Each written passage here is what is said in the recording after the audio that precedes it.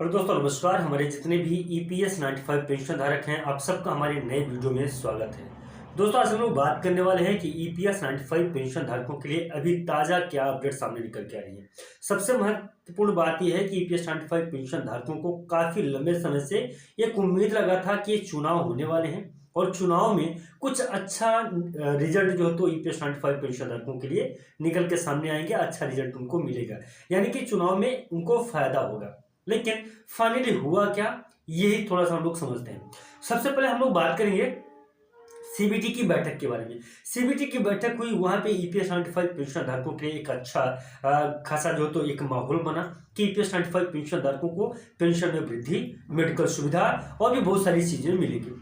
उसकी घोषणा को लेके 1 नवंबर यानी कि EPFO के स्थापना दिवस के दिन का इंतजार कर रहे थे EPS 95 पेंशन धारक की। EPFO के स्थापना दिवस के दिन कुछ न कुछ बड़ा सामने निकल के आएगा। लेकिन उस दिन भी मेडिकल से संबंधित चर्चाएं हुई कि मेडिकल को किस प्रकार से EPS 95 पेंशन धारकों को मुहैया कराना है, किस प्रकार से उनको देना है, उस सारी चीजों पे चर्चा हुई। पेपर वर्क जितने जितने रुके थे सारे पेपर वर्क कंप्लीट करने लगे। अब उम्मीद ये लगाई जा रही थी कि 14 नवंबर तक EPS 95 पेंशन धारकों के पेंशन वृद्धि और साथ ही साथ में मेडिकल सुविधा को लेकर कोई बड़ा अपडेट EPFO की तरफ से आ जाएगा। सभी EPS 95 पेंशन धारक इसी उम्मीद में चल रहे थे, लेकिन क्योंकि चुनाव था आगे चल के, तो चुनाव का डायरेक्टली फायदा EPS 95 पेंशन धारकों को होने वाला था। इसी उम्मीद में EPS 95 पेंशन धारक की भी जो तो काफी ज्यादा उम्मीद लगाए थे, आस लगाए थे कि आने वाले वक्त में, आने वाले समय में EPS 95 पेंशन धारकों के पेंशन में वृद्धि 100% हो जाएगी। लेकिन उसके आगे जैसे 17 तारीख आया, चुनाव भी कंप्लीट हो गया। अभी देखिए कल के डेट में हम लोगों ने चुनाव डाला, चुनाव कंप्लीट हो चुके हैं। तो चुनाव तक अभी तक की अगर बात करें कि EPS 95 पेंशन धारकों को क्या मिला क्या नहीं, तो अभी कुछ भी नहीं मिला है। ऐसा कोई घोषणा नहीं हुई है जिससे EPS 95 पेंशन धारकों की पेंशन में वृद्धि हो। लेकिन कुछ बातें जो पहले इसके पहले की गई थी, मैंने आपको बताया कि जब से सीबीटी की बैठक हुई, फिर 1 नवंबर आया, 1 नवंबर के बाद में आप जो तो आज तक की मैं बात कर रहा हूं कि आज तक में कोई ऐसा अपडेट आया हो जिसमें नहीं। लेकिन हाँ, पेपर वर्क पे काम हो रहा है। आपका पेपर वर्क का जो काम जहां पे रुका हुआ था उसके आगे काम चल रहा है, यानी कि कहीं ना कहीं आपको फायदा मिलेगा।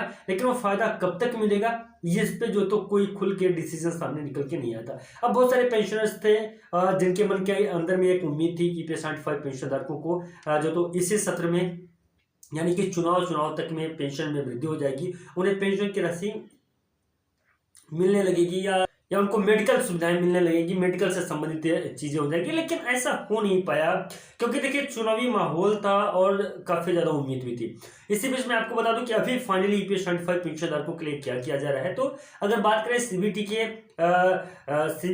सदस्यों के द्वारा, तो हालांकि सहमति जताई दी गई है। अगर हम लोग यहाँ पे बात करते हैं राष्ट्रीय संघर्ष समिति की टीम की तरफ से, यानी कि अगर NSC की टीम के द्वारा EPS 95 पेंशन धारकों के लिए भी क्या किया जा रहा है, तो सबसे बड़ी बात है कि 7 और 8 दिसंबर को जिस प्रकार से EPS 95 पेंशन धारकों ने और साथ ही साथ में NSC के टीम माननीय कमांडर अशोक रावत जी, रजावत सर और भी बहुत सारे EPS 95 पेंशन धारक जो हैं उनके सहयोग में है। वो साथ ही साथ में जैसे कि SITU और ये बहुत सारी संस्थाएं हैं, BMS और बड़ी संस्थाएं हैं जो EPS 95 पेंशन धारकों के पेंशन वृद्धि करवाने के उद्देश्य से पूर्ण रूप से तत्पर है।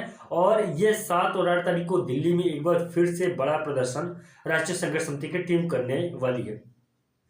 इसी सीबीटी की जो सदस्यों के द्वारा एक समर्थन मिला और राष्ट्रीय संघर्ष समिति की टीम के द्वारा जिस प्रकार से दिल्ली के सड़कों में आंदोलन की एक तैयारी बनाई जा रही है, उसी तैयारियों को ध्यान में रखते हुए ऐसा अनुमान लगाया जा रहा है, एक उम्मीद लगाई जा रही है कि EPS 95 पेंशन धारकों को बहुत जल्द इसका रिजल्ट मिलेगा। इसका रिजल्ट यानी कि उन्हें बढ़ी हुई पेंशन की राशि मुहैया होगी। अब क्या क्या आगे अपडेट्स हैं ये तो मैं भी आपको नहीं बता पाऊंगा, लेकिन बहुत सारे अपडेट्स आप देखेंगे चैनलों के थ्रू, ये सब के थ्रू, तो आपको बहुत सारे अपडेट जो तो इस पे देखने को मिलेंगे। लेकिन फाइनली अगर इस पे बात की जाए कि EPFO की तरफ से कोई इस पे अपडेट आया है, तो EPFO की तरफ से अपडेट नहीं आया है।